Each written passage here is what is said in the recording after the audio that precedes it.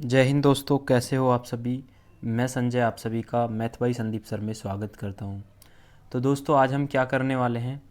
आज हम जो चैप्टर पढ़ने वाले हैं ये हमारा भौतिक विज्ञान की आज क्लास नंबर 6 है। और हम क्या कर रहे हैं, टारगेट क्रैश कोर्स कर रहे हैं और उसकी पीडीएफ भी मैं आपको दे रहा हूँ। 30 दिन का ये क्रैश कोर्स चल रहा है जिसमें हम क्या करने वाले हैं, फिजिक्स केमिस्ट्री बायोलॉजी तीनों एग्ज़ाम से पहले कंप्लीट करने वाले हैं। तो क्लास नंबर 6 मैं आपके साथ लेके आ चुका हूँ। और जो आज हम टॉपिक पढ़ने वाले हैं वो टॉपिक का नाम रहेगा ध्वनि, जो कि एक ऐसा टॉपिक है जिससे रेलवे में अक्सर क्वेश्चन पूछे ही जाते हैं। तो भौतिक विज्ञान की क्लास नंबर 6 है। टॉपिक क्या डिस्कस करेंगे, ध्वनि आपके साथ डिस्कस करेंगे, जिसको इंग्लिश में साउंड बोलते हैं। और हाँ, इसी वीडियो में आपका कंप्लीट इन वन वीडियो मैंने लिखा हुआ है। इसी वीडियो में आपका साउंड एकदम कंप्लीट हो जाएगा। साउंड से रिलेटेड आपके जितने भी कॉन्सेप्ट बन सकते हैं, जितने भी क्वेश्चंस बन सकते हैं, जितने भी अभी तक प्रीवियस ईयर एग्जाम में आए होंगे, सभी आप कर लेना, सभी आप सॉल्व कर पाएंगे। ठीक है, उसके बाद चलते हैं हम आगे। एक बार दिखा देता हूँ क्या क्या डिस्कस करने वाला हूँ। और ये रहेगी पीडीएफ भी मैं आपको देने वाला हूँ। इसकी पीडीएफ भी आपको मिलेगी, जिससे क्या होगा कि बड़े आराम से आपको पीडीएफ मिलेगी। आप इसको आप रीड करेंगे, जिससे कोई इशू नहीं होगा। पीडीएफ कहाँ मिलेगी मैं आपको बता देता हूँ। जो पीडीएफ मिलेगी, ये मेरा क्या है, ये मेरा व्हाट्सअप नंबर है। आप लिख लेंगे सभी। इस पर अगर आप हाई लिख के भेजेंगे तो आपके पास टेलीग्राम लिंक चैनल का लिंक चला जाएगा। उस टेलीग्राम चैनल पे ऐड हो जाएंगे तो उसमें सभी पीडीएफ आपको मिलती हैं। और सभी स्टडी से रिलेटेड जितना भी मटेरियल होगा वो इसी चैनल पे आपको मिलता रहेगा। ठीक है, तो इस पर आपको हाई लिख के भेजना है, जो भी अभी तक क्या है ग्रुप में ऐड नहीं है या फिर टेलीग्राम चैनल पे हमारे साथ ऐड नहीं है। ठीक है, अब देखिए बेसिक थोड़ा सा समझते हैं। सबसे पहले जानते हैं कि साउंड होता क्या है। SOUND, साउंड जानते हैं होता क्या है। सपोज करो ये क्या है कि आप यहाँ पर खड़े हुए हैं और यहाँ पे क्या है, ये आपके भैया जी हैं, ये भैया आपके यहाँ पे खड़े हुए हैं। तो आपने सपोज करो कुछ बोला कि हेलो भैया जी। तो अगर आपने हेलो भैया जी बोला तो आपकी जो साउंड है वो यहाँ से चल के कहाँ गई, जो आपके भैया जी हैं उसके कहाँ गई, कानों में गई। तो ये साउंड यहाँ से यहाँ तक चल के गई।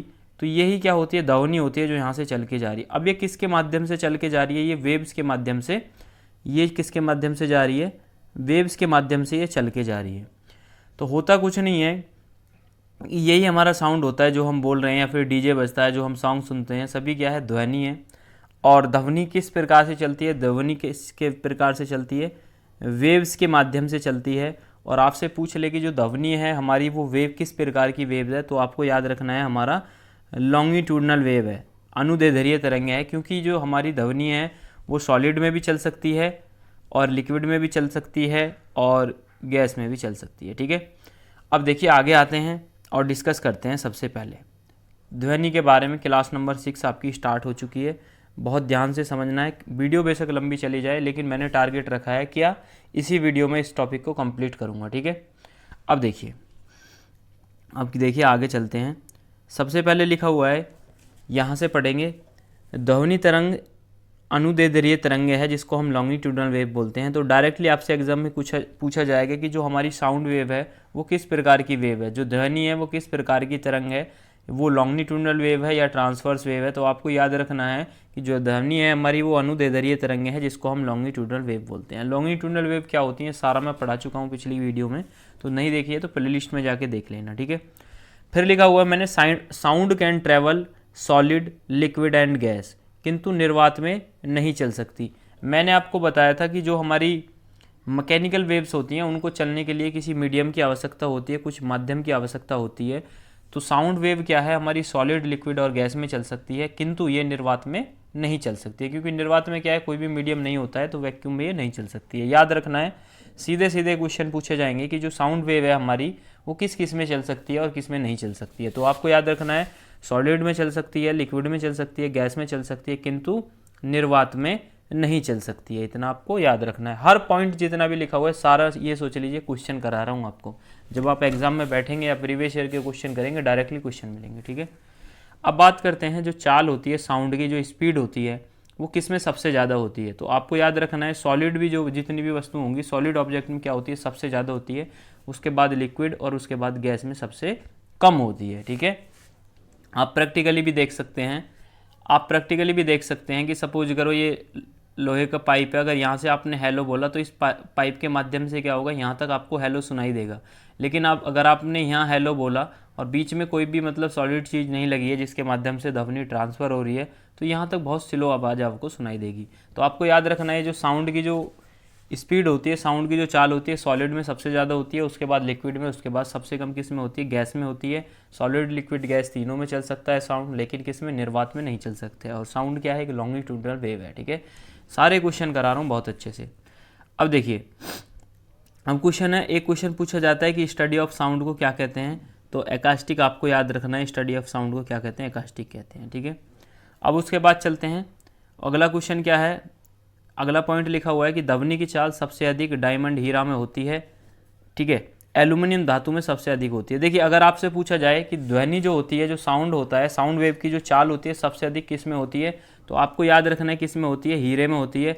अगर आपसे बोल दे कि जो साउंड है, साउंड जो ध्वनि है, इसकी जो चाल सबसे अधिक होती है वो किस धातु में होती है, तो आपको याद रखना है एल्यूमिनियम धातु में सबसे अधिक चाल होती है। ठीक है, अगर वैसे आपसे पूछ ले तो सबसे अधिक कहाँ होती है, डायमंड में होती है, हीरा में होती है। अगर धातु की बात कर रहा है तो एल्यूमिनियम में सबसे ज़्यादा चाल होती है, सबसे ज़्यादा गति होती है किसकी, साउंड की। तो साउंड के बारे में आपको पॉइंट समझ में आ रहे होंगे। तो इतना आपको मैंने कुछ बेसिक बताया कि साउंड क्या है, एक हमारी लॉन्गिट्यूडनल वेव है, सॉलिड, लिक्विड, गैस तीनों में चल सकती है। और जो स्पीड होती है इसकी सॉलिड में सबसे ज़्यादा होती है, उसके बाद लिक्विड, उसके बाद गैस में सबसे कम होती है। और स्टडी ऑफ साउंड को क्या बोलते हैं, एकास्टिक बोलते हैं। और ध्वनि की चाल डायमंड में, हीरे में क्या होती है, सबसे अधिक होती है। और एल्यूमिनियम में क्या होती है, अगर धातु की बात करता है तो एल्यूमिनियम में सबसे अधिक होती है। तो इतना मैंने साउंड के बारे में अभी बेसिक बताया, आशा करता हूँ कि आपको समझ में आ गया होगा। अब आगे चलते हैं और समझते हैं कि हमारी वेवलेंथ क्या होती है। अभी तक आपने ये देखा होगा कि आपसे बोल देता है कि वेवलेंथ हाई है या कम है। ठीक है, तो वेवलेंथ जानते हैं एक्चुअल में होता क्या है। ठीक है, अब देखिए वेवलेंथ क्या होती है। देखिए डेफिनेशन पहले लिखी हुई है, दो क्रमागत गृत सुरंगों के बीच की दूरी को तरंग दैर्घ्य कहलाती है। ठीक है, सपोज करो मैंने आपको पिछली बार क्या पढ़ाया था, जब मैंने आपको वेव्स पढ़ाई थी, तो जैसे ये रस्सी क्या है, इस प्रकार से मूव कर रही थी अप एंड डाउन, तो इसको बोलते हैं, ये जो ऊपर वाला पॉइंट होता है ना, ये जो जितने भी ऊपर वाले पॉइंट होते हैं इनको बोलते हैं हम क्रस्ट बोलते हैं, जिनको बोलते हैं सुरंग। ठीक है, तो ये होते हैं सुरंग। तो ये बोला है दो क्रमागत गृत और सुरंगों की, मतलब इन दोनों की जो क्रमागत ये डिस्टेंस क्या हो कहलाती है, वेवलेंथ कहलाती है। और बॉटम में भी इन दोनों के बीच की ये डिस्टेंस क्या कहलाती है, हमारी वेवलेंथ कहलाती है। तो आपको याद रखना है, डायरेक्टली क्वेश्चन पूछा जाएगा कि वेवलेंथ क्या होती है, तो दो क्रमागत गृत सुरंगों के बीच की दूरी को क्या कह लेते हैं, तरंग दैर्घ्य कहते हैं। ठीक है, इतनी सी बात याद रखनी है। और यूनिट की बात करता है तो यूनिट मीटर भी हो सकती है, एंगस्ट्रॉम भी हो सकती है, नैनोमीटर भी होती है। वो डिपेंड करता है कि वेवलेंथ में आपको किस प्रकार की यूनिट का प्रयोग करना है। ठीक है, बाकी आपको वेवलेंथ पता होना चाहिए कि क्या होती है हमारी। ठीक है, अब देखिए आगे चलते हैं, वेवलेंथ आपको समझ में आ गया। उसके बाद बात करते हैं आवृत्ति की। फ्रीक्वेंसी अभी तक आपने सुना होगा, लेकिन अब आपको प्रैक्टिकली पता चलेगा कि फ्रीक्वेंसी होती क्या है। देखिए फ्रीक्वेंसी क्या होती है कि जो हमारा माध्यम के जो कण है, सपोज करो हमारी ध्वनि है, ये क्या है, एयर है यहाँ पे। तो यहाँ पे आपने खड़ा होकर कुछ बोला, तो यहाँ पे आपके भैया जी खड़े हुए थे, तो इनके कानों तक जो आपने बोलने के बाद जो ध्वनि जाएगी, तो वो ध्वनि किससे जाएगी, इस एयर के माध्यम से होती हुई जाएगी। तो होता क्या है कि जो एयर के जो माध्यम के जो कण है ना, वो क्या करते हैं, वो कंपन करते हैं, बताया था अप एंड डाउन भी करते हैं, आगे पीछे करते हैं, तो जो कंपन करते हैं। तो आपको याद रखना है कि माध्यम के जो कण होते हैं वो 1 सेकंड में जो कंपन हुआ है ना, 1 सेकंड में कितना वो कंपन कर रहे हैं, उसी को क्या कहते हैं, हम फ्रीक्वेंसी कहते हैं। 1 सेकंड में जो माध्यम के कण है वो कंपन कर रहे हैं, तो उसी को क्या कहते हैं, हम फ्रीक्वेंसी कहते हैं। जितना भी कंपन कर पा रहे हैं वही क्या होगी, हमारी फ्रीक्वेंसी होगी। तो आ गया आपको समझ में फ्रीक्वेंसी हमारी होती क्या है। बिल्कुल आसान सी लैंग्वेज में याद रखना है कि 1 सेकंड में उत्पन्न तरंगों की संख्या क्या कहलाती है, हमारी आवृत्ति कहलाती है। 1 सेकंड में जितना कंपन हो रहा है वही क्या है, हमारी आवृत्ति कहलाती है। माध्यम के जो कण हैं, जिस भी माध्यम से हमारी ध्वनि ट्रांसफ़र हो रही है, या कोई भी माध्यम है, उस माध्यम के जो कण हैं वो 1 सेकंड में जितना भी कंपन कर रहे हैं वही क्या कहलाती है, हमारी फ्रीक्वेंसी कहलाती है। कभी कभी आपसे डायरेक्टली क्वेश्चन पूछा जाता है फ्रीक्वेंसी की यूनिट क्या होती है, हर्ट्ज होती है। ठीक है, इतना आपको याद रखना है। अब आगे चलते हैं, एक तीसरा पॉइंट है एम्पलीट्यूड। डायरेक्ट क्वेश्चन पूछे जाते हैं कि भाई फ्रीक्वेंसी क्या होती है या फिर तरंग दैर्घ्य क्या होती है। ऑप्शन में आपको लिखा मिलेगा कि 1 सेकंड में होने वाले कंपन को क्या कहते हैं, आवृत्ति कहते हैं। जब मैं एमसीक्यू क्वेश्चन कराऊंगा, डेली आपकी 8:30 पे शाम को क्या चलती है, आपकी लाइव क्लास चलती है, लाइव टेस्ट होता है, इसमें डेली हम एमसीक्यू क्वेश्चन करते हैं। तो सारे एमसीक्यू क्वेश्चन करा दूंगा टॉपिक वाइज। ठीक है, और मिक्स क्वेश्चन भी। अब एम्पलीट्यूड क्या कह रहा है देखते हैं। अधिकतम विस्थापन को आयाम कहते हैं। होता क्या है कि माध्यम का कोई कण अपनी माध्य स्थिति से किसी तरफ अधिक से जितना अधिक विस्थापन करता है वही क्या कहलाता है, आयाम कहलाता है। देखिए ये हमारे माध्यम के कण थे छोटे छोटे, ये क्या थे, माध्यम के कण थे। अगर ये माध्यम के कण क्या कर रहे थे, कंपन कर रहे थे, तो कंपन 1 सेकंड में कितना कर रहे हैं वो क्या कहलाती है, फ्रीक्वेंसी कहलाती है। लेकिन जो माध्यम के जो कण हैं वो अपनी माध्यम स्थिति है, सपोज करो ये इसकी पोजीशन थी, थोड़ी देर बाद ये यही कहाँ गया, यहाँ आ गया। इसका मतलब ये है कि इसने इस कण ने क्या कर दी, अपनी पोजीशन चेंज कर दी। तो आपको याद रखना है अधिकतम विस्थापन को क्या कहते हैं, आयाम कहते हैं। माध्यम का कोई कण अपनी माध्य स्थिति से किसी तरफ अधिक से अधिक जितना विस्थापन करता है उसी को क्या कहते हैं, तरंग का आयाम कहते हैं। आपको बात याद रखनी है। फ्रीक्वेंसी अगर आपसे कोई पूछा जाए फ्रीक्वेंसी क्या होती है, वेवलेंथ क्या होती है और एम्पलीट्यूड आयाम क्या होता है, तो तीनों आपको फट से आंसर करना है कि हाँ भैया ये होता है, आपको पता होना चाहिए प्रैक्टिकली, ठीक है। अब आगे चलते हैं और आगे देखते हैं कि ये फ्रीक्वेंसी की बात करते हैं। तो फ्रीक्वेंसी आपने समझ ली, वेवलेंथ समझ ली। अब जानते हैं कि जो सुनने योग्य जो आवर्ती सीमा होती है वो कितनी होती है, कितनी आवर्ती की साउंड को हम सुन सकते हैं, कितनी को हम नहीं सुन सकते हैं, ठीक है। तो अगर आपसे सुनने योग्य पूछी जाए ना, मनुष्य कितनी आवर्ती को सुन सकता है, तो 20 हर्ट्ज से लेके 20,000 हर्ट्ज तक की जो फ्रीक्वेंसी की रेंज की जो भी साउंड होगी उसको मनुष्य क्या है कि हम सुन सकते हैं, ठीक है। तो जो 20 हर्ट्ज से जो कम वाली फ्रीक्वेंसी होगी और इधर होगी 20,000 से ज़्यादा वाली फ्रीक्वेंसी होगी। तो जो ये होती हैं 20 हर्ट्ज से लेके 20,000 जो हर्ट्ज तक जो हमारी फ्रीक्वेंसी की जो रेंज होती है इसको हम श्रव्य ध्वनि भी बोलते हैं, जिसको इंग्लिश में हम ऑडिबल वेव भी बोल देते हैं, ठीक है। अगर इससे ज़्यादा जा रही है तो इसको बोल देते हैं अल्ट्रासोनिक प्राश्रव्य ध्वनि तरंगे, और इससे अगर कम जा रही है तो उसको बोल देते हैं अश्रव्य अवश्रव्य इंफ्रासोनिक वेव, हम इसको बोल देते हैं। तो ये कौन कौन सुन सकते हैं, अब इतना आपको एग्जाम्पल याद रखना है। आपसे डायरेक्टली पूछा जाएगा कि मनुष्य किस रेंज की फ्रीक्वेंसी को सुन सकता है, तो आपको याद रखना है 20 हर्ट्ज से 20,000 हर्ट्ज तक सुन सकता है, ठीक है। अगर कम हो जाए तो उसको मनुष्य नहीं सुन सकता, हाथी गैंडे व व्हेल इसको क्या करते हैं, सुन सकते हैं, ये भी आपको याद रखना है।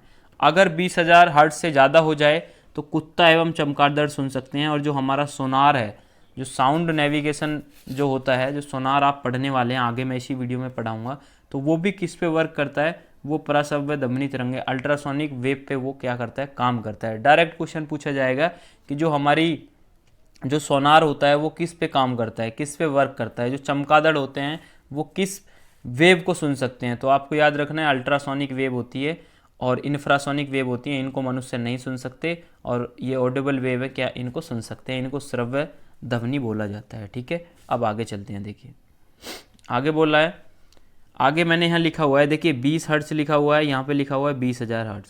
तो यहाँ 20 हर्ट्ज पे क्या है, फ्रीक्वेंसी कितनी है, लो फ्रीक्वेंसी है। तो जब फ्रीक्वेंसी हमारी कम होगी तो हमारी पिच भी क्या होगी, लो होगी, ठीक है। और उसके बाद ये एग्जाम्पल मैंने लिखा हुआ है बॉयज़। तो बॉयज़ जो भी बोलते हैं, जैसे मैं भी बोल रहा हूँ, तो हमारी क्या है कि जो हमारी पिच है वो लो होती है और आवाज़ मतलब कम पतली होती है, आवाज़ थोड़ी मोटी होती है।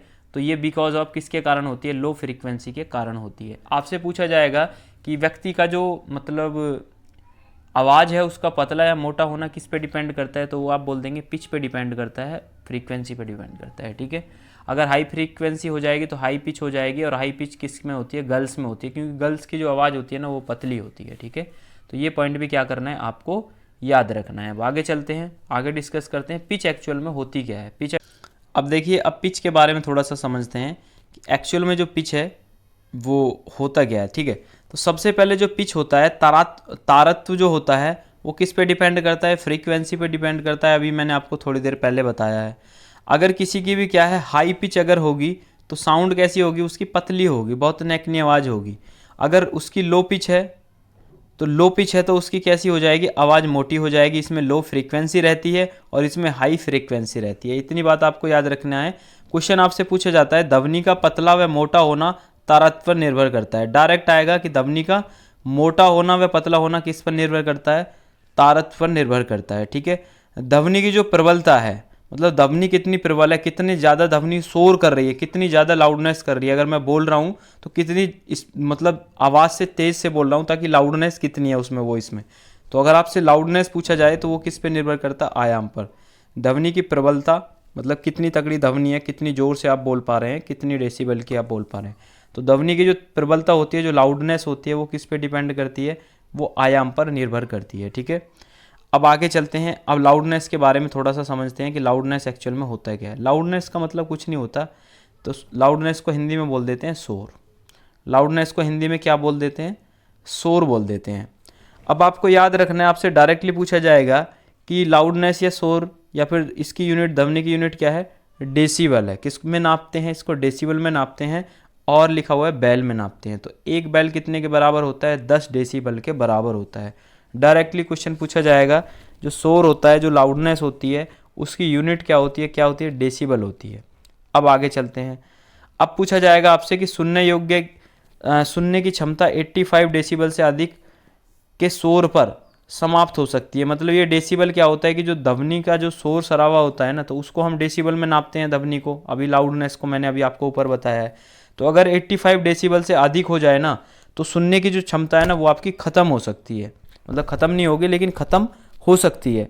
फिर अगला पॉइंट लिखा हुआ है, किंतु 120 से 130 से अधिक के शोर पर तुरंत ख़त्म हो जाती है। अगर कहीं पर 120-30 डेसिबल का अधिक का शोर हो रहा है, तो आपके कान क्या करेंगे? उसको झेल नहीं पाएंगे, आपकी सुनने की क्षमता क्या हो जाएगी?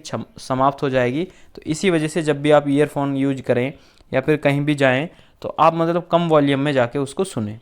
ज़्यादा वॉल्यूम करके अगर आप ईयरफोन यूज करते हैं, तो वो कहीं ना कहीं आपके कानों के लिए क्या होती है? हानिकारक होती है। ठीक है।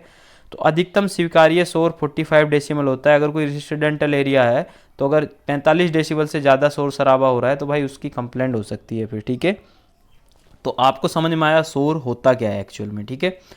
अब आगे चलते हैं, अब आगे समझते हैं। अगर कोई भी डाउट रह जाए ना भाई, सभी कमेंट करके बता देना। वैसे मैं प्रयास करता हूँ अपनी तरफ से कि एक एक पॉइंट जो लिखा हुआ है वो आपको समझ में आए। बाकी मैं ये आपको पीडीएफ भी दे दूंगा, आप पीडीएफ खुद से पढ़ लेना, अपनी नोट्स बना लेना, वो आपके लिए बेटर रहेगा। ठीक है। अब लिखा हुआ है कि प्रतिध्वनि। अब पढ़ते हैं इको क्या होती है प्रतिध्वनि। तो प्रतिध्वनि सुनने के लिए परावर्तक से न्यूनतम दूरी कितनी होनी चाहिए? 17.15 मीटर होनी चाहिए। अब होता है क्या है कि इको क्षेत्र पर निर्भर करती है। देखिए, प्रतिध्वनि क्या है कि सपोज करो आपने ध्वनि बोली और टकराने के बाद क्या होता है? वो वापस नहीं आती है। कभी कभी क्या है, वो मतलब टकरा के वापस आ जाती है। तो इसको हम क्या बोलते हैं? रिफ्लेक्शन ऑफ साउंड भी हम इसको बोल सकते हैं, क्योंकि ध्वनि जा रही है और टकराने के बाद वापस आ रही है, तो इसका मतलब क्या है? रिफ्लेक्शन हो रहा है। वो भी किसका हो रहा है? ध्वनि का। तो आपको याद रखनी है, इको आपने सुनी होगी। प्रतिध्वनि सुनने के लिए क्या है? परावर्तक से न्यूनतम दूरी पूछी जाती है, कितनी होनी चाहिए? 17.15 मीटर होनी चाहिए। और इको जो होती है, हमारी प्रतिध्वनि जो होती है, वो क्षेत्र पर डिपेंड करती है, किस प्रकार का क्षेत्र है वहाँ पे। और एक क्वेश्चन आपसे पूछा जाता है, बहुत अच्छा क्वेश्चन है, कि किसी भी आवाज़ का प्रभाव मनुष्य के कान के पर्दे पर कम से कम 0.1 सेकंड के लिए होता है। सपोज करो मैंने आपसे कुछ बोला और आपने सुना, तो सिर्फ 0.1 सेकंड के लिए वो आपके कान पर रहेगा। उसके बाद आपके कान से वो वॉइस हट जाएगी। अगर आपने 0.1 सेकंड में ही मतलब अपना दिमाग से उस बात को समझ लिया, ठीक है, उसके बाद आपको पता नहीं लगेगा क्या बोला है। ठीक है। तो मतलब होता बोला क्या है वो तो आप समझ भी सकते हैं, लेकिन ये एक क्वेश्चन पूछा जाता है। तो हमारी जो कोई भी आवाज़ होती है, आवाज़ का जो प्रभाव होता है मनुष्य के कान के पर्दे पर कितने सेकंड के लिए होता है? 0.1 सेकंड के लिए होता है, या फिर 1/10 सेकंड भी किसी किसी बुक में आपको मिल जाएगा। तो ये सीधा सीधा आपको याद रखना है। प्रतिध्वनि क्या होती है? टकराकर मतलब ध्वनि वापस उसी माध्यम में आ जाती है, तो उसको प्रतिध्वनि बोलते हैं। तो सुनने के लिए परावर्तक की न्यूनतम दूरी कितनी? 17.15 मीटर होनी चाहिए प्रतिध्वनि के लिए। ठीक है। अब आगे चलते हैं। अब चलते हैं गूंज की तरफ। अब आपने गूंज आपको चलना है, रिवाइब्रेशन मैंने यहाँ पे लिखा हुआ है। तो गूंज में इतना सा आपको याद रखना है, कभी कभी बोलते नहीं हो कि भाई मेरी आवाज़ गूंज रही है। तो जैसे आप कभी कभी आपने फील किया होगा कि जब आप कमरे में बंद हैं और डोर चारों तरफ से बंद है, तब आप किसी से फ़ोन पे बात कर रहे हैं, तो फ़ोन पे बात करते समय होगा क्या कि आपकी आवाज़ ना थोड़ी सी गूंजेगी। तो वो सामने वाला जो पर्सन है जो आपसे बात कर रहा है, वो बोलेगा कि भैया आपकी जो आवाज़ है ना वो गूंज रही है, तो थोड़ा आप मतलब कमरे से बाहर निकल जाइए। तो होता क्या है कि आवाज़ हमारी क्या होती है? गूंज जाती है। तो इसको आवाज़ को गूंज को कम करने के लिए पता है क्या होता है कि जैसे आप सिनेमा हॉल में जाते हो, तो सिनेमा हॉल में आपको पता है कि जब आप मूवी देखते हैं, अगर आपने नहीं देखी है तो मैं बता देता हूँ, तो जब मूवी आप देखते हैं तो उसकी मतलब साउंड जो होती है ना बहुत ज़्यादा तेज़ होती है। तो तेज़ होने के बावजूद भी क्या है, इतनी तेज़ होने के बावजूद भी क्या है, आवाज़ गूंजती नहीं है। वो किस वजह से नहीं गूंजती है?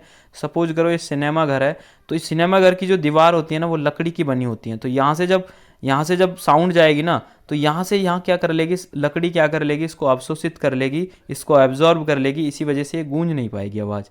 लेकिन हमारा जो दीवारें होती हैं, जो पत्थर की होती हैं या जो ईंट होती हैं, उनमें क्या है कि ये आवाज़ें हमारी गूंजने लगती हैं।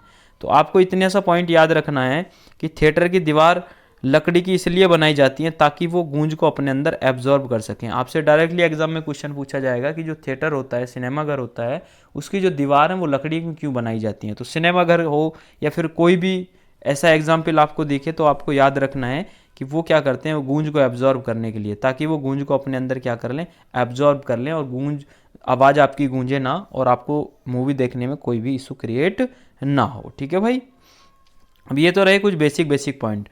अब देखिए डायरेक्टली क्वेश्चन पूछा जाता है आपसे बोल देगा कि सपोज करो जिस माध्यम से अगर आपकी ध्वनि ट्रांसफ़र हो रही है, यहाँ से यहाँ तक अगर आपकी ध्वनि जा रही है इस माध्यम से, तो इस माध्यम का मैंने क्या करा, तापमान बढ़ा दिया, टेम्परेचर बढ़ा दिया, तो ध्वनि पे क्या प्रभाव पड़ेगा, और या फिर मैंने इसका प्रेशर बढ़ा दिया तो तब क्या ध्वनि पे प्रभाव पड़ेगा, तो फ्रीक्वेंसी बढ़ा दी तब क्या पड़ेगा। तो ऐसे क्वेश्चंस आपसे पूछे जाते हैं। डायरेक्टली एग्जाम में क्वेश्चन आएगा कि जब हम तापमान में वृद्धि कर देते हैं तो ध्वनि की चाल पर क्या प्रभाव पड़ता है, या हम आवृत्ति में वृद्धि कर देते हैं तो ध्वनि की चाल पर क्या प्रभाव पड़ता है। तो ऐसे क्वेश्चन आपसे पूछे जाते हैं डायरेक्टली। 5 मैं आपको बताऊंगा, पांचों आपको अभी याद हो जाएंगे। तो ध्वनि की चाल पर प्रभाव नेक्स्ट हेडिंग है आपकी। तो सबसे पहला प्रभाव है तापमान का प्रभाव। तापमान का प्रभाव, अगर टेम्परेचर हमारा बढ़ेगा तो ध्वनि की चाल क्या है, वो बढ़ेगी। मैं आपको समझाता हूँ वो कैसे बढ़ती है, बाकी और मैं आपको ऐसे ही बता दूंगा डायरेक्टली, ये समझिए। अब ध्वनि की मैंने आपको बताया कि अगर टेम्परेचर बढ़ेगा, टेम्परेचर बढ़ने से क्या होगा कि स्पीड ऑफ साउंड भी क्या है, स्पीड ऑफ साउंड भी बढ़ेगा। अब कैसे बढ़ेगा देखिए, तो सपोज करो ये क्या है कि ये एयर मीडियम है, मैं ये आपको उदाहरण समझा रहा हूँ, ये कोई प्रैक्टिकली है नहीं, मैं आपको समझाने की कोशिश कर रहा हूँ। तो सपोज करो ये आप खड़े हुए हैं, ये आप यहाँ पर खड़े हुए हैं, आपने बोला हेलो भैया, यहाँ आपके भैया जी खड़े हुए हैं, तो आपने बोला हेलो भैया, तो हो गया क्या कि जो स्पीड ऑफ साउंड की बात कर रहा है, देखिए तो ये जो माध्यम के कण थे, तो आपने हेलो भैया बोला, तो इस कण के माध्यम से क्या हुआ कि आपकी जो वॉइस है वो आपके भैया तक चली गई। तो ये जो माध्यम के कण हैं, तो ये क्या है कि माध्यम के कण से ही आपकी ध्वनि गई, और ये माध्यम के कण क्या होते हैं, ये इस तरीके से वाइब्रेट करते रहते हैं। तो ये वाइब्रेट करते रहते हैं, तो जो आपकी ध्वनि है यहाँ से यहाँ तक चली जाती है। जब भाई मैं टेम्परेचर बढ़ा दूंगा माध्यम का, तो ये जो पार्टिकल्स हैं वो क्या करेंगे, जल्दी जल्दी इस प्रकार से मतलब जल्दी जल्दी क्या करने लग जाएंगे, मोशन कर जाएंगे। क्योंकि जब इनका क्या बोलेंगे, टेम्परेचर इनका बढ़ जाएगा तो इनकी एनर्जी बढ़ जाएगी, तो ये पार्टिकल क्या है, जल्दी जल्दी अपनी पोजीशन चेंज करने लगेंगे। तो आपकी जो लाइट जो ट्रांसफ़र हो रही थी ना, वो और फास्ट आपकी अब बहुत जल्दी से आपकी लाइट चली जाएगी। तो इतनी सी बात आपको समझ में आ गई होगी। कुछ नहीं याद रखना है, टेम्परेचर बढ़ा देंगे तो स्पीड ऑफ साउंड भी क्या होगा, बढ़ जाएगी। पहला पॉइंट क्लियर हो गया। उसके बाद दूसरा पॉइंट आपसे पूछा जाएगा डायरेक्टली, अगर आवृत्ति बढ़ा देते हैं, फ्रीक्वेंसी बढ़ा देते हैं, तो फ्रीक्वेंसी बढ़ा देंगे तो स्पीड ऑफ साउंड पर क्या होगा। तो आपको एक इतनी सी बात याद रखनी है कि आवृत्ति कम या ज़्यादा होने पर ध्वनि की चाल पर कोई प्रभाव नहीं पड़ता है। आवृत्ति बढ़ा देंगे या कम कर देंगे तो जो ध्वनि की चाल है उस पर कोई भी प्रभाव नहीं पड़ेगा। अगर टेम्परेचर बढ़ा देंगे तो स्पीड ऑफ साउंड बढ़ जाएगी। वो कैसे बढ़ जाएगी वो भी मैंने आपको बताया है, ठीक है। अब चलते हैं प्रेशर की तरफ। अगर किसी भी मीडियम का क्या करते हैं, मीडियम का किसी का भी अगर प्रेशर हम बढ़ा देते हैं तो दाब बढ़ाने या घटाने से ध्वनि की चाल पर कोई प्रभाव नहीं पड़ता है। प्रेशर हो, फ्रीक्वेंसी हो, मतलब दाब हो या आवृत्ति हो, दोनों के बढ़ाने या घटाने से साउंड की चाल पर कोई भी प्रभाव नहीं पड़ता है। इतनी बात आपको याद रखनी है, ठीक है। अब देखिए अगला क्वेश्चन है कि आर्द्रता, ह्यूमिडिटी अगर बढ़ जाए, तो sound of speed of sound क्या होगा, बढ़ जाएगी। इतनी बात आपको याद रखनी है, ठीक है। तो मैंने आपको, और पांचवा पॉइंट क्या है, स्टिफनेस, अगर कठोरता का प्रभाव, कठोरता बढ़ाने से स्पीड ऑफ साउंड बढ़ती है। तो मैंने आपको 5 पॉइंट बताए हैं। अब आपको देखिए याद रखना है। तो पहला पॉइंट क्या है था, अगर हम क्या करें माध्यम में, मतलब तापमान का प्रभाव देखा, तो तापमान अगर आपने बढ़ाया तो स्पीड ऑफ साउंड भी क्या हो गई, आपकी बढ़ गई। दूसरा, आवृत्ति अगर आपने बढ़ाई या कम करी तो आवृत्ति से कोई भी प्रभाव नहीं पड़ा। उसके बाद प्रेशर आपने बढ़ाया घटाया तो प्रेशर से भी कोई भी प्रभाव नहीं पड़ रहा है। उसके बाद आगे चलते हैं, आर्द्रता बढ़ाने से क्या होगा, स्पीड ऑफ साउंड बढ़ जाएगी। और स्टिफनेस मतलब कठोरता बढ़ाने से भी क्या होगा, आपकी स्पीड ऑफ साउंड बढ़ जाएगी। 5 पॉइंट बताएं, पांचों आपको याद हो गए हैं। आपको याद रखना है, टेम्परेचर बढ़ाने से स्पीड ऑफ साउंड बढ़ जाएगी, प्रेशर और फ्रीक्वेंसी से कोई फर्क नहीं पड़ेगा, आर्द्रता और स्टिफनेस बढ़ने से भी क्या होगा, आपकी स्पीड ऑफ साउंड बढ़ जाएगी। ठीक है, इतनी बात आपको याद रखनी है। आपको समझ में आ गई होगी आशा करता हूँ। ठीक है, अब चलते हैं सोनार। भर भर के क्वेश्चन पूछा जाता है भाई, वेरी महत्वपूर्ण है। मतलब जितना भी मैं आपको ये पढ़ा रहा हूँ ना नोट्स बना के, और नोट्स भी आपको पीडीएफ दूंगा, तो सारा बहुत महत्वपूर्ण है। एक एक पॉइंट आपके एग्जाम पॉइंट ऑफ व्यू से लिखा गया है, एक एक पॉइंट आपके एग्जाम पॉइंट ऑफ व्यू से पढ़ा रहा हूँ, आपको पीडीएफ दूंगा। तो बहुत अच्छे से तैयारी करनी है, सिलेक्शन लेना है आप सभी को। ठीक है, अब देखिए सोनार के बारे में बात करते हैं। तो सबसे पहले सोनार की ना फुल फॉर्म कितनी बार एग्जाम में पूछी गई है अभी तक आपको ये आइडिया भी नहीं होगा। तो साउंड नेविगेशन एंड रेंजिंग आपको याद रखना है। साउंड नेविगेशन एंड रेंजिंग किसकी फुल फॉर्म होती है? सोनार की फुल फॉर्म होती है। और वर्किंग प्रिंसिपल की अगर हम बात करते हैं तो वर्किंग प्रिंसिपल क्या होता है? इको, प्रति ध्वनि पर ये क्या करता है? काम करता है। क्योंकि सोनार की जो रेज होती हैं, जो अल्ट्रासोनिक वेव्स होती हैं, जाके टकराने के बाद क्या आती हैं? वो वापस आती हैं और वो आपको क्या है? पनडुब्बी सपोज करो समुद्र में, या कोई उसकी जानकारी आपको दे देती है, समुद्र में कितनी गहराई है, वो सब मतलब जानकारी आपको मिलती है। किसके? आपसे पूछा जाए किस पे बेस्ड है? प्रतिध्वनि, इको पे बेस्ड है। और किस प्रकार की वेव्स हम सोनार में यूज करते हैं? तो अल्ट्रासोनिक वेव्स आपको याद रखना है। क्या याद रखना है? Ultrasonic wave. किस पे डिपेंड, मतलब जो सोनार है किस पे काम करता है? अल्ट्रासोनिक वेव्स इसमें यूज होती हैं। और इको प्रतिध्वनि पे क्या करता है? ये वर्क करता है। इको और अल्ट्रासोनिक वेव आपको याद रखना है, इसकी फुल फॉर्म याद करनी है। जितना बता रहा हूँ वही याद करना है, जाकि ज़्यादा डिटेल के चक्कर में ना पड़े, और बहुत अच्छे से तैयारी करनी है। ठीक है, अब आपसे उपयोग पूछे जाते हैं, कि समुद्र की गहराई का पता करने के लिए किसका उपयोग करते हैं? सोनार का भी करते हैं। वैसे फैदोमीटर का भी उपयोग करते हैं। वैसे क्या है, समुद्र की गहराई के लिए फैदोमीटर का भी उपयोग करते हैं। फैदोमीटर होता है, वो डिटेल में जब मैं आपको बताऊंगा वो आगे पढ़ा दूंगा। बाकी आपको याद रखना है कि सोनार का जो उपयोग किया जाता है वो समुद्र की गहराई की पताई करने के लिए किया जाता है। कैसे करते हैं? अल्ट्रासोनिक वेव की हेल्प से करते हैं। समुद्र के अंदर पड़े टूटे जहाज़ों का पता लगाने के लिए पता करता है। जो समुद्र है उसके अंदर जो जहाज टूट गया है, टूटे हुए उसके अंदर पड़े हुए हैं, तो उसका पता लगाना है कि भाई किस स्थान पर है। तो समुद्र की भाई ज़मीन में आप तो गोता मार के जा नहीं सकते हैं, तो उसके लिए कुछ ना कुछ तो तरीका होगा। तो वो तरीका है सोनार, जो कि वेव्स के माध्यम से आपकी वेव्स जाती हैं और टकराने के बाद वो ऊपर आती हैं और वो आपको रीडिंग देती हैं कि हाँ जो आपका जो जहाज़ है जो टूटा हुआ पड़ा है वो किस पोजीशन पे कहाँ पे है। तो आसानी से आप इनको याद रख सकते हैं। बहुत अच्छा सोनार की जो तकनीकी है बहुत अच्छी है। ठीक है, अब देखिए अगला क्वेश्चन है कि दुश्मन की पनडुब्बी का पता करने के लिए भी हम किसका उपयोग करते हैं? सोनार का उपयोग करते हैं। तो सोनार में आपको इतना ही याद रखना है, ज़्यादा डिटेल में ना जाएं, इतना भी आपके लिए एग्जाम पॉइंट ऑफ व्यू से काफ़ी रहेगा, इससे बाहर क्वेश्चन जाएगा नहीं। ठीक है, अब आगे चलते हैं। लास्ट टॉपिक है ये डॉपलर प्रभाव, हम इसको बोल सकते हैं। तो डॉपलर इफेक्ट समझते हैं एक्चुअल में होता क्या है। तो सबसे पहले तो आपको ये याद रखना है कि आपसे क्वेश्चन पूछा जाएगा कि जो डॉपलर प्रभाव है वो हमारा किससे रिलेटेड है? तो आपको क्या बोल देना है? सीधा सीधा ध्वनि से रिलेटेड है। किससे रिलेटेड है? ध्वनि से रिलेटेड है। तो कब किया ये आपसे पूछा नहीं जाता है, बाकी आप याद रखना चाहें तो याद रख सकते हैं। प्रतिपादित मतलब ये डॉपलर इफेक्ट कब आया? तो 1842 में किसने दिया? जॉन डॉपलर ने इसको दिया था। अब देखिए डेफिनेशन आपको याद नहीं रखनी है, मैं आपको बता देता हूँ डॉपलर इफेक्ट होता क्या है। ठीक है, तो सपोज करो ये क्या है, आप खड़े हुए हैं और इधर से क्या है, ये ट्रेन इधर से आ रही है, इधर से आप जा रहे हैं। तो डॉपलर इफेक्ट सिर्फ इतना कहता है कि जब ये क्या है हमारा स्रोत और श्रोता होते हैं। एक तो ये जो साउंड प्रोड्यूस कर रहा है, दूसरा क्या है जो साउंड को सुन रहा है। ठीक है, ये क्या है? सोर्स है। ये क्या है? एब्जॉर्बर है। ठीक है, जो साउंड को सुन रहा है। तो होता क्या है डॉपलर इफेक्ट में? सिर्फ इतना होता है कि ये जो ट्रेन अभी यहाँ है और ये आदमी यहाँ है, तो जब ट्रेन इस लड़के की तरफ बढ़ेगी, ये इधर बढ़ेगा, तो इसकी फ्रीक्वेंसी क्या होगी? बढ़ जाएगी। मतलब जैसे ये पोजीशन अपनी चेंज करते हैं तो पोजीशन चेंज हो जाती है, और इसी के साथ साथ क्या होता है कि हमारी फ्रीक्वेंसी भी बदल जाती है। इतनी सी बात आपको याद रखना है। जैसे ही पोजीशन चेंज होगी तो फ्रीक्वेंसी चेंज होगी, और ये इतनी सी बात आपको डॉपलर इफेक्ट में याद रखनी है।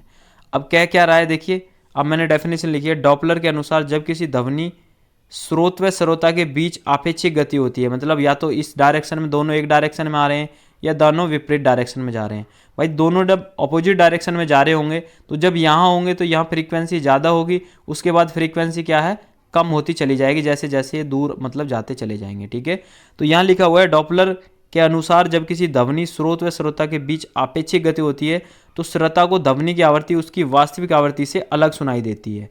तो जो उसकी वास्तविक आवृत्ति होगी तो उससे या तो कम सुनाई देगी या ज़्यादा सुनाई देगी, ठीक है। अगर दोनों एक तरफ आ रहे हैं तो फ्रीक्वेंसी क्या होगी, बढ़ जाएगी, और दोनों अपोजिट डायरेक्शन में जाएंगे फ्रीक्वेंसी कम हो जाएगी।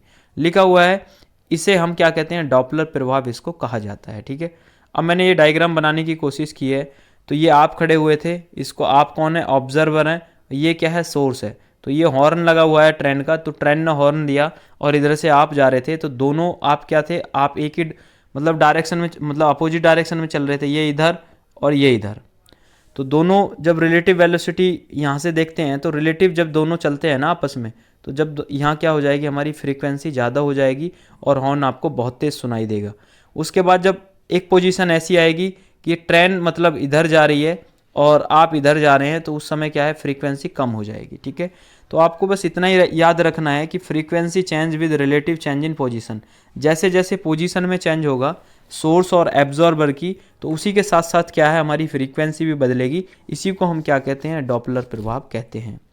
डॉपलर प्रभाव क्या होता है, इतना सा याद रखना है कि जैसे जैसे हमारी पोजीशन चेंज होगी, जैसे जैसे हमारी पोजीशन चेंज होगी, वैसे वैसे क्या है, फ्रीक्वेंसी में भी चेंज होगा। इतना आपको याद रखना है। तो आपको समझ में आई होगी बात, सारा मैंने ध्वनि से रिलेटेड आपको पढ़ा दिया है। अगर कोई भी डाउट रहा है तो आप मुझे बता देना, और जिस भी भाई बहन को पीडीएफ चाहिए तो इसमें आप जुड़ जाना हमारे साथ, पीडीएफ आपको मिल जाएगी। और 8:30 पे हमारा लाइव टेस्ट होता है, टेलीग्राम चैनल में आपको पता लग जाता है। तो इसमें आप सभी जुड़ें। वीडियो आपको कैसी लगी ज़रूर बताएं, कोई डाउट रहा है तो वो ज़रूर बताएं, मैं आपकी कमेंट में क्लियर कर दूंगा डाउट। और इसी तरीके से रेगुलर आपका ये क्रैश कोर्स जारी रहेगा, और मेरा उद्देश्य यही है कि ये क्रैश कोर्स के माध्यम से आपको एग्ज़ाम में बहुत ज़्यादा हेल्प मिलने वाली है। तो नमस्कार दोस्तों, मिलते हैं आपसे नेक्स्ट वीडियो में। तब तक के लिए दोस्तों बाय बाय, टेक केयर, अपना ध्यान रखिए, अच्छे से पढ़ते रहिए।